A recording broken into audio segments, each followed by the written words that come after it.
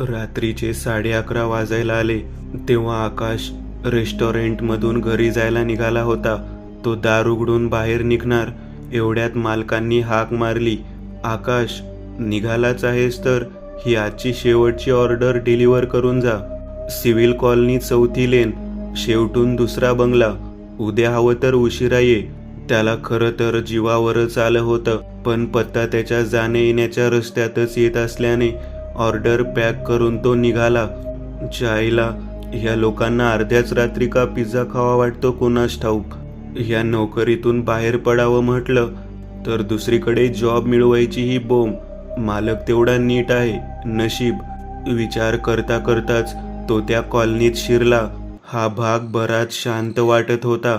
एका मागोमाग एक आलिशान बंगल्याच्या रांगा होत्या.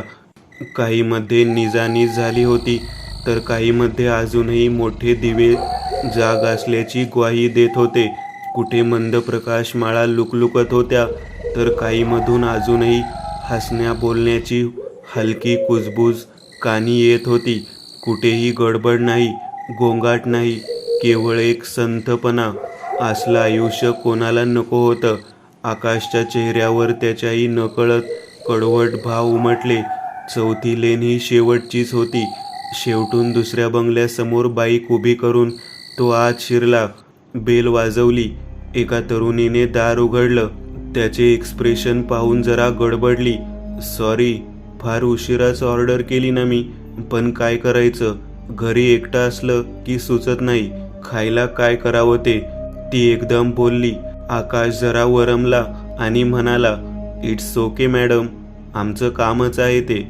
आणखी एक, अनोळखी माणसाला असे एकदम आपण एकटं असल्याचं सांगू नये." तो गेटमधून बाहेर निघाला. बाईक जवळ येताच त्याचं लक्ष शेवटच्या बंगल्याकडे गेलं.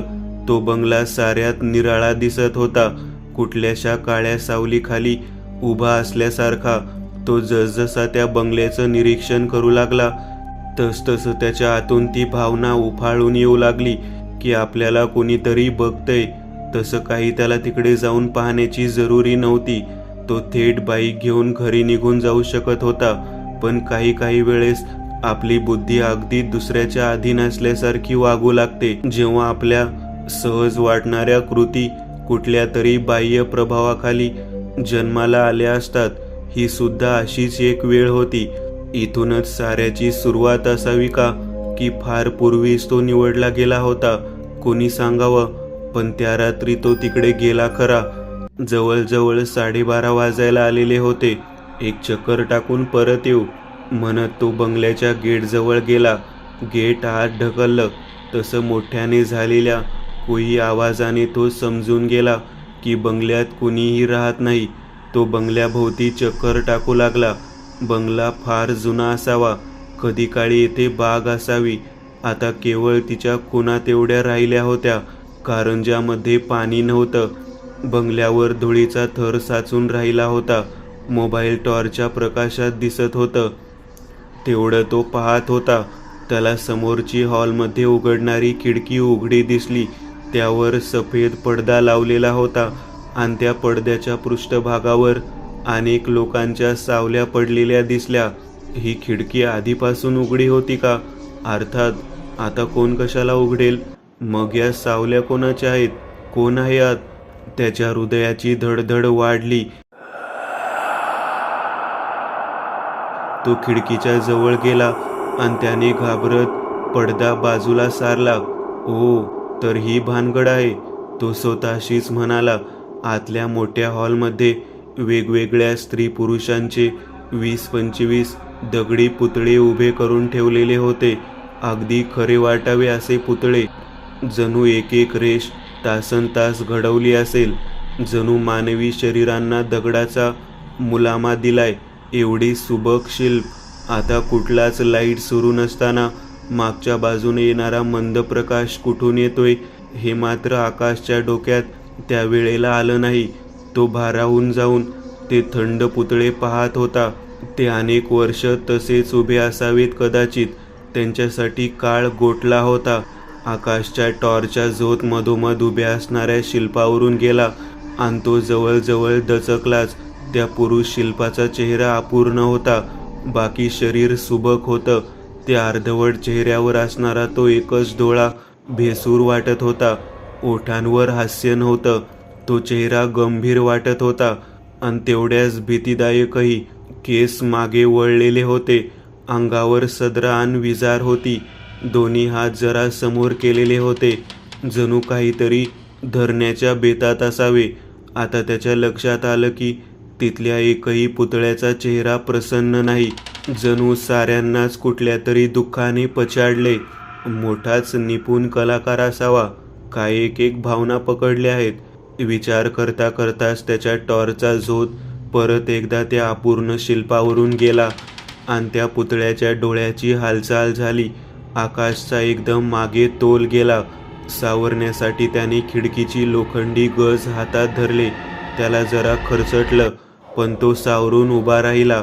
पळून जावंसं वाटत होतं, पण त्याने परत एकदा त्या चेहऱ्यावर प्रकाश टाकला.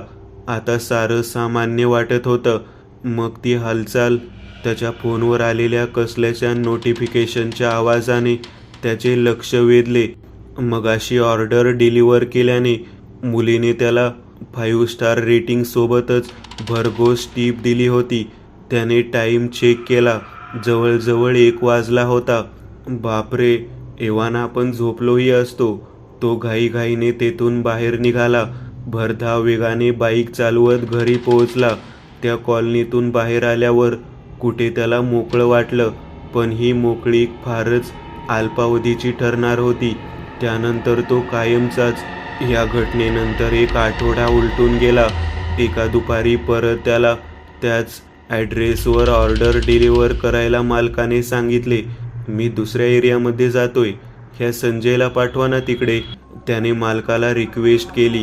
अरे केवी रोडने जा, म्हणजे दोन्ही ठिकाणाहून जाता येईल. आपले जुने ग्राहक आहेत ते. मागल्या 4-5 वर्षांपासून ऑर्डर करतात. तिकडे नेहमी संजय जातो, म्हणून तुला ठाऊक नाही. उशीर करून चालायचं नाही. जा लवकर. ॲड्रेस माहीत आहे ना? 4थी लेन. हो आहे. शेवटून दुसरा बंगला. आकाश जायला निघाला. आता तशीही दुपारची वेळ आहे. काळजीचं काही कारण नाहीये. आणि तो स्वतःच्या विचारांवर चमकला. म्हणजे आपण काही धास्ती घेतली की काय त्या शेवटच्या बंगल्याची? आपल्याला तिकडे जायचं काही कारण नाहीये. आपण आपली ऑर्डर डिलिव्हर करायची नि परत यायचं. तसंही मागल्या वेळी जे झालं तो निव्वळ एक भास होता. तसंही रात्री 1 वाजता आळसावलेल्या डोळ्यांना काय दिसेल कोणास सांगता यायचं. विचार करता करता तो कधी पत्त्यावर येऊन पोहोचला त्याचं त्यालाही कळलं नाही. त्याने बेल वाजवली. त्या मागल्या वेळच्याच मुलीने दार उघडून ऑर्डर घेतली आणि दार लावून घेतलं. आणि दार लावून घेताना ती गोड हसली. त्यानेही स्माईल केलं आणि परत जायला निघाला. इकडे परत यावं लागणार असं दिसतंय. स्वतःच्याच विचारांवर लाजत बाईक जवळ आला. निघणार एवढ्या त्याचं लक्ष पुन्हा त्या शेवटच्या बंगल्याकडे गेलं.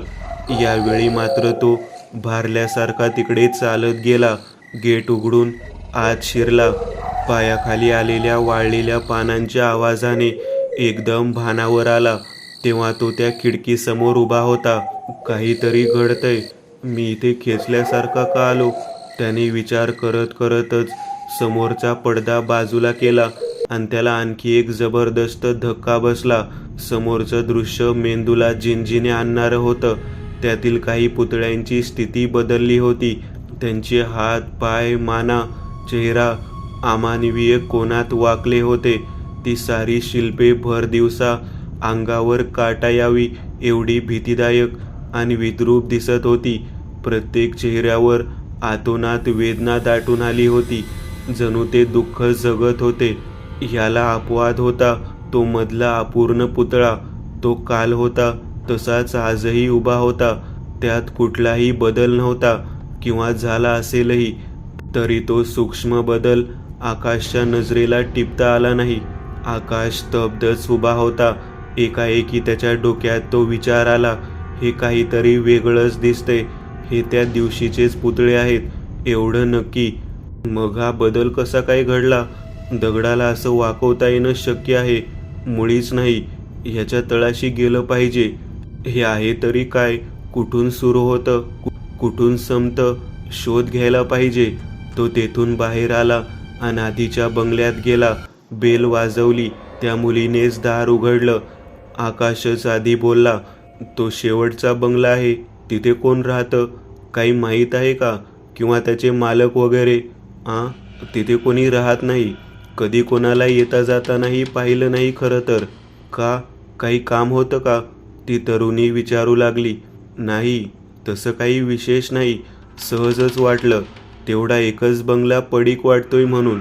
त्याला अद्याप स्वतःचा कुठलाही हेतू उघड करायचा नव्हता.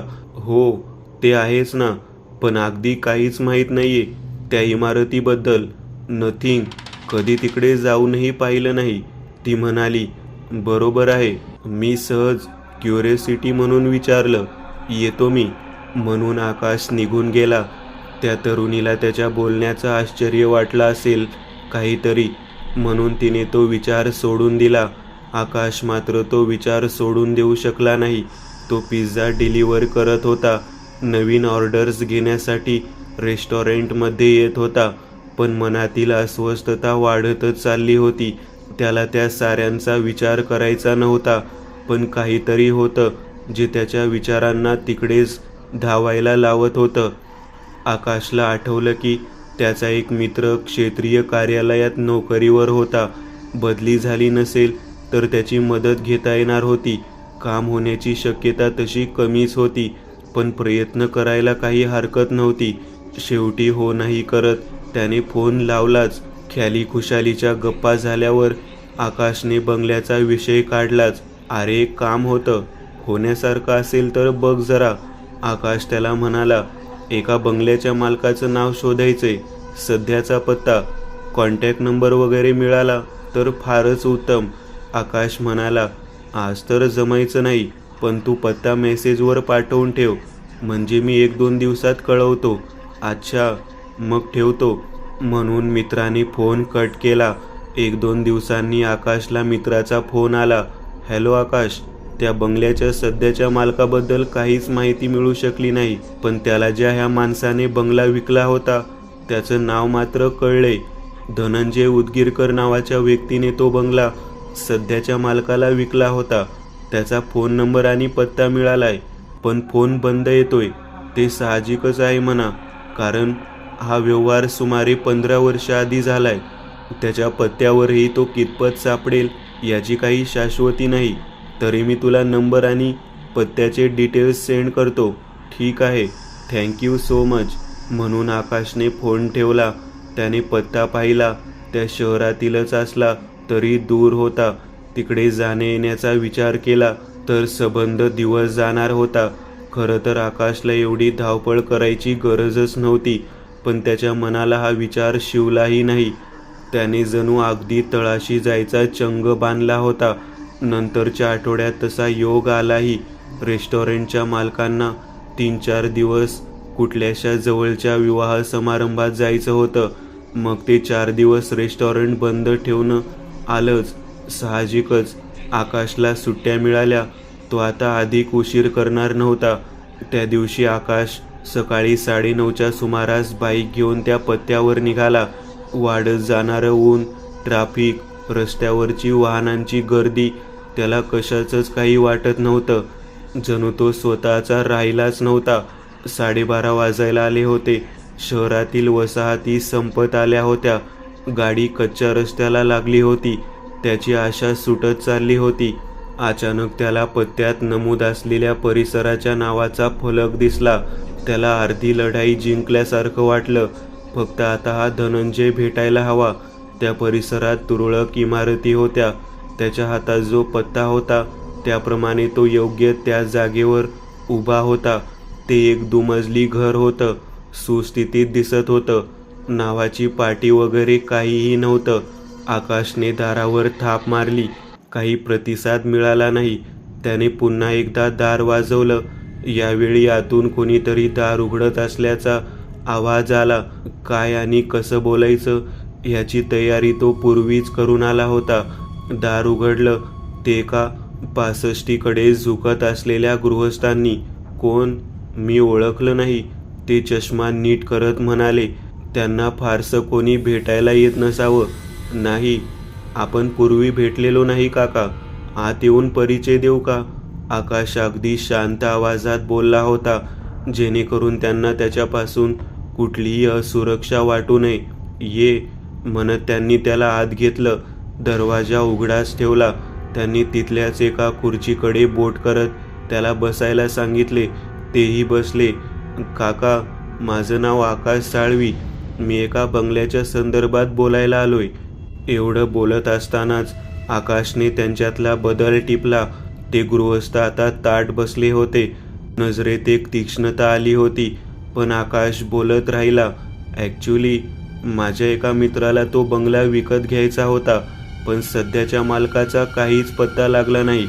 मग त्याला ज्यांनी हा बंगला विकला त्यांची माहिती मिळाल्यावर आपला ॲड्रेस मिळाला. धनंजय उदगीरकर इथेच राहतात का? आकाशने विचारलं.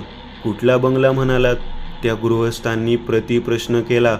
आकाश म्हणाला, सिव्हिल कॉलनी, 4थी लेन. शेवटचा बंगला? त्यांनी आकाशचं वाक्य पूर्ण केलं. धनंजय गेल्या 15 वर्षापासून बेपत्ता आहे. ते खोल श्वास घेत म्हणाले. काय?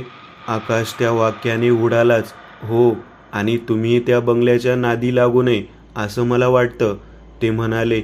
आकाशला काय बोलावं सुचत नव्हतं. घटनांचं असलं वळण मिळेल ह्याची त्याला अजिबात अपेक्षा नव्हती. त्याने धीर करून विचारलं, काय घडलं होतं नक्की? काय माहीत, ते शून्यात नजर लावून म्हणाले. मग एकदम भानावर आले आणि म्हणाले, थोडं बस. ते उठून आत गेले आणि काही वेळाने चहाचे कप घेऊन आले.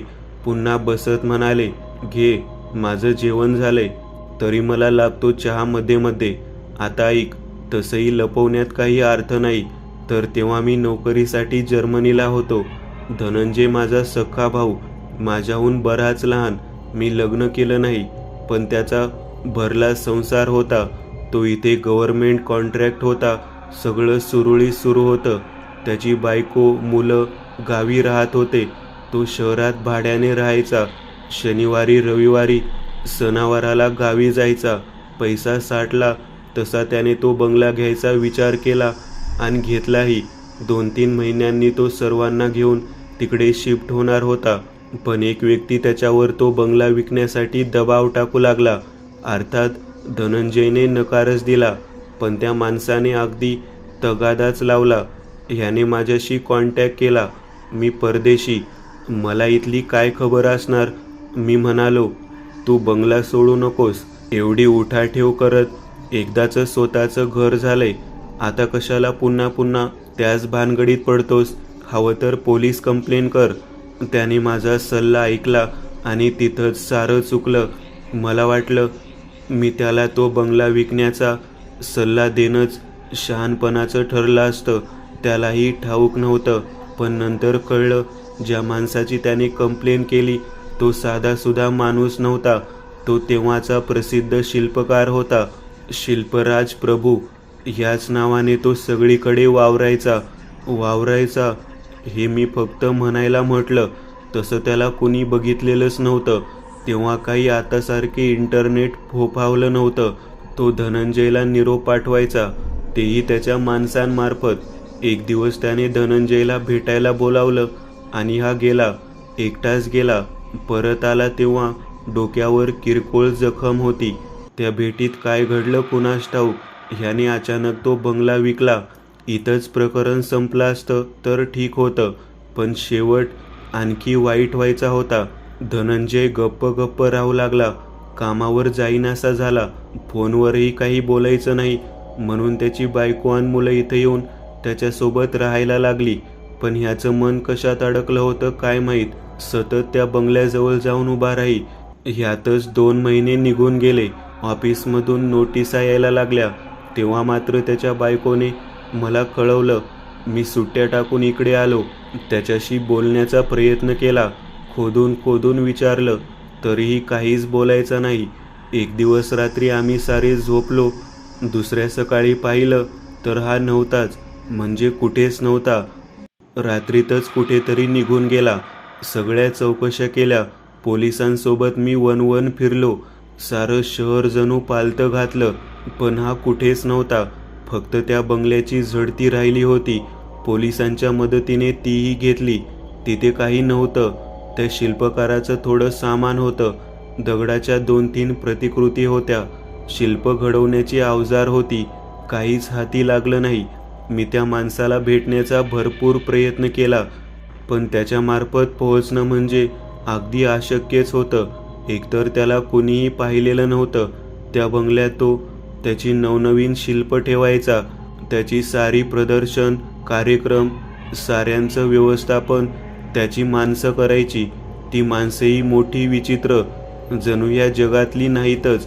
मी माझी जर्मनीतली नोकरी सोडली. इकडे जॉब सुरू केला. मध्ये मध्ये तपास करत राहिलो.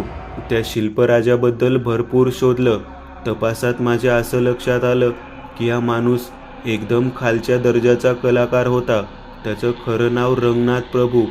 त्याने बराच संघर्ष केला, पण ती कला त्याला गवसली नाही. मग त्याच्या आयुष्यात असं काहीतरी घडलं की अचानक त्याच्या मूर्त्यांना मागणी वाढू लागली. त्याची शिल्पे जिवंत वाटू लागली. त्याच्या कलेचंही विशेष होतं की पुतळ्यांच्या चेहऱ्यावर त्याला आतोनात दुःख उमटवता येत होतं. जणू तोच ते दुःख त्यांना देत असावा. काही लोक त्याला विकृत समजत, पण तरीही लोक त्याच्या प्रदर्शनाची वाट पाहत. त्याच काळात हे धनंजय प्रकरण घडलं होतं. त्यानंतर त्याची बरीच भरभराट झाली आणि यशाच्या शिखरावर असतानाच एक दिवस तो सारं काही इथेच टाकून दुबईला निघून गेला. तो कायमचाच. त्यानंतर त्याच्याबद्दल कुठलीही बातमी आली नाही. कदाचित त्याला तिकडे चांगल्या संधी चालून आल्या असतील, म्हणून इकडे यावं वाटलं नसेल. कुणी सांगावं, पण त्याला जे यश मिळालं होतं ते त्याने मेहनत घेतली म्हणून नव्हे. त्याने नक्कीच कुठला तरी काळा मार्ग स्वीकारला असावा. मला विश्वास आहे अशा लोकांची साखळी आपल्या समाजात कार्यरत असते. आपल्या नजरेसमोरच ही माणसे वावरत असतात. धर्माच्या विरुद्ध गेलेले असतात. सत्याच्या, पवित्र्याच्या प्रवाहातून बाहेर पडलेले असतात. आकाश मध्येच म्हणाला, काका, त्या बंगल्याची जागा अशुभ असावी का? ज्याचा उपयोग त्याने करून घेतला असावा देवालाच माहीत. ते गृहस्थ म्हणाले, त्या जागेचा प्रभाव अल्प असेल, पण ह्याच्या येण्याने ती जागाच भारल्यासारखी झाली असेल. म्हणूनच कदाचित धनंजय तिथे तासनतास जाऊन उभा राहायचा. तू मात्र विचार करू नकोस. मी त्या साऱ्या प्रकरणावर पडदा टाकला आहे. धनंजयची बायको आणि मुलं सुखात आहेत. मी निवृत्त झालोय. मुलंही येऊन बघतात आधेमध्ये. फक्त एकच दुःख आहे की निदान तो मेलाय की जिवंत आहे एवढं तरी कळायला हवं होतं. आकाशला काय बोलावं सुचलं नाही. तो जायला उठला. ते गृहस्थ त्याला दारापर्यंत निरोप द्यायला आले. तो बाईक घेऊन घरी आला तेव्हा सायंकाळचे 5:30 वाजले होते. बरंच काही कळत होतं आणि डोक्यातला गुंता आणखीच वाढला होता. धनंजयच्या भावाने जे काही सांगितलं त्याने आकाशचं कुतूहल अजूनच वाढलं होतं. त्याने शेवटी निर्णय घेतला, जिथून हे सुरू झालं तिथं जाऊन छडा लावायचा. विचार करता करताच त्याला झोप लागली. त्याला जाग आली तेव्हा संपूर्ण खोलीत अंधार होता. त्याला सुरुवातीला काही कळलं नाही. मग त्याच्या लक्षात आलं की सायंकाळी त्याला झोप लागून गेलेली. तो उठला, खोलीतला लाईट लावला. रात्रीचे 9 वाजले होते. जेवणाचं पार्सल मागवून तो इंटरनेटवर त्या माणसाबद्दल सर्च करू लागला. शिल्पराज प्रभू या नावाचा उल्लेख अनेक ठिकाणी होता, पण त्याचा फोटो काही केल्यास सापडू शकला नाही. त्याच्या दुबईला जाण्याची पुष्टी करणाऱ्या बातम्याही 2-3 ठिकाणी होत्या. म्हणूनच कदाचित त्या बंगल्याकडे कोणाचंच लक्ष नव्हतं आणि म्हणूनच आज रात्रीच तिकडे जाण्याचा विचार आकाशच्या डोक्यात आणखी घट्ट होत गेला. धनंजयच्या भावाने सांगितल्याप्रमाणे तो खरंच एखाद्या काळ्या पंथाच्या आहारी गेला होता. यावर मात्र आकाशचा विश्वास सहजासहजी बसला नाही. अर्थात ते पुरावे त्याला बंगल्यात मिळालेच, पण तोवर फार उशीर झाला होता. रात्री 12:15च्या आसपास आकाश त्या बंगल्याजवळ आला. कोणाला संशय येऊ नये म्हणून त्याने आपली बाईक कंपाऊंडच्या आत एका आडोशाला उभी केली. 5-10 मिनिटे बंगल्याच्या सभोवती फिरून बारीक निरीक्षण केल्यावर त्याला मागच्या बाजूने एक मोठी खिडकी सापडली. ज्यातून आत शिरता येईल. कसलाही विचार न करता त्याने आत उडी टाकली. ती कदाचित मागच्या बाजूची आडगळीची खोली असावी. त्यानंतर 2 खोल्या पार करून तो हॉलमध्ये आला, जिथे ती सारी शिल्पे स्तब्ध उभी होती. त्याच्या हातात टॉर्च होता, मात्र तो त्याने सुरू केला नाही. कुठूनसा मंद प्रकाश येत होता, कुठून कुणास ठाऊक. वर जाणारा जिना होता. तो अर्थातच वर गेला. खोल्यांमागून खोल्या धुंडाळायला लागला. कपडे, घराची कागदपत्रे, शिल्पराच्या वाहवाईने भरलेली वर्तमानपत्रांची कात्रणे, अवजारं, हेच सुरुवातीच्या 2-3 खोल्यात सापडलं. कोपऱ्यातल्या शेवटच्या खोलीला मात्र भक्कम कुलूप लावलेलं होतं. त्याने बाजूच्या खोलीतून एक भक्कम हातोडा आणला आणि त्या कुलूपावर घाव घालू लागला. काय गरज होती त्याला? पण तो बेभान झाला होता. शेवटच्या काही दिवसांमध्ये धनंजय झाला होता तसाच. त्याला ठाऊक नव्हतं. पहिल्या रात्री त्याच्या हाताला जरासं खरचटलं. तो काही निव्वळ योगायोग नव्हता. या बंगल्याशी रक्ताचा करार होता. तो आज नाही तर उद्या त्याला इकडे खेचून आणणारच होता. अर्ध्या तासाने ते कुलूप तुटून बाजूला पडलं. आकाश घामाघूम झाला होता. मग तो एकदम शुद्धीवर आला. त्याने त्या दाराची कडी उघडून दार आत ढकललं. टॉर्च सुरू केला. या खोलीला आतून मातकट रंग होता.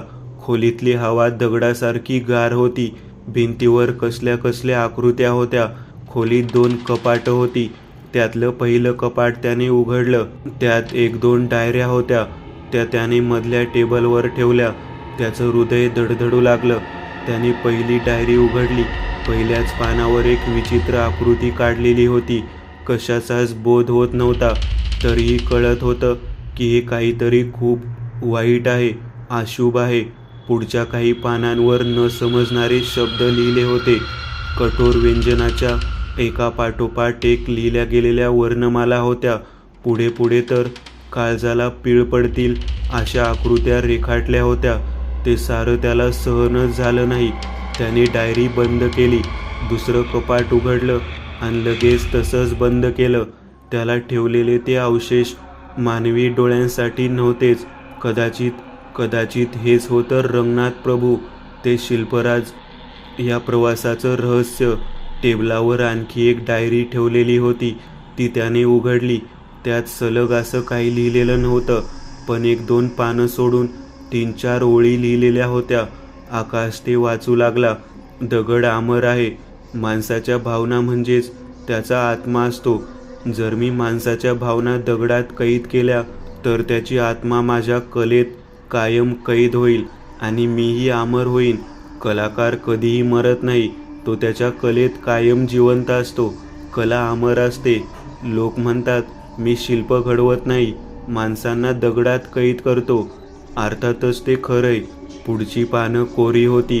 तो डायरी बंद करून ठेवून देणार होताच की त्याला एका स्थानिक वृत्तपत्राचं ते पिवळं पडलेलं कात्रण त्यात जपून ठेवलेलं सापडलं. त्यावर 15 वर्ष आधीची तारीख होती. त्याचं काळीज तोंडाशी आलं होतं. आकाश बातमी वाचू लागला. देशातील प्रसिद्ध शिल्पकार शिल्पराज प्रभू हे दुबईहून भारतात परत येत असताना विमान अपघातात मृत्युमुखी पडले. शवाची ओळख पटू शकलेली नाही. तपास सुरू. आणि खाली शिल्पराजाचा एका प्रायव्हेट पार्टीतला फोटो होता. तो फोटो ओळखायला आकाशला काही क्षण लागले आणि मग त्याच्या डोक्यात लख्ख प्रकाश पडला. देवा रे, हा चेहरा दुसरा तिसरा कोणाचा नसून त्या अपूर्ण चेहऱ्याच्या पुतळ्याचा होता, जो या क्षणी खाली हॉलमध्ये उभा होता. त्याचं हृदय बंद पडायला आलं. इथून निघणं गरजेचं होतं. जिवंत राहण्यासाठी गरजेचं होतं. हे काय संकट त्याने स्वतःवर ओढून घेतलेलं होतं. धनंजयच्या भावाच्या कानावर हे घालावं लागणार होतं. ती डायरी झटकन खाली ठेवून तो तिथून निघून जायला वळला. पण पुढे पाऊलच टाकू शकला नाही, कारण त्याच्या समोर तोच अपूर्ण पुतळा उभा होता, ज्याच्या चेहऱ्यावर असणाऱ्या एकाच डोक्यातील जिवंत बुबुळाची हालचाल होत होती. आणि त्या दिवशी गंभीर असणारे ओठ मागे विद्रूप हास्यात रुंदावले होते. त्याच्या हातात आता खरीखुरी अवजार होती. आकाश विलक्षण तार स्वरात किंचाळला, आणि लगेचच त्या थंडगार हवेत छन्नी हातोड्याचा आवाज घुमू लागला. जणू कुणीतरी काळ्या अंधारातून वेड्यासारखा शिल्प घडवत होता. तासनतास तो आवाज सुरू राहिला. प्रत्येक ठोक्याबरोबर त्याच्या किंकाळ्या हळूहळू मंदावल्या आणि मग पूर्णपणे दगडात विरून गेल्या. एखादा सुरुवातीपासून निरखत असला तर त्याला कळलं असतं की आता हॉलमधल्या पुतळ्यांमध्ये आणखी एकाची भर पडली आहे. आणखी बारकाईने निरखलं असतं तर त्याच्याच शेजारी उभ्या धनंजयच्या पुतळ्याचीही ओळख पटली असती.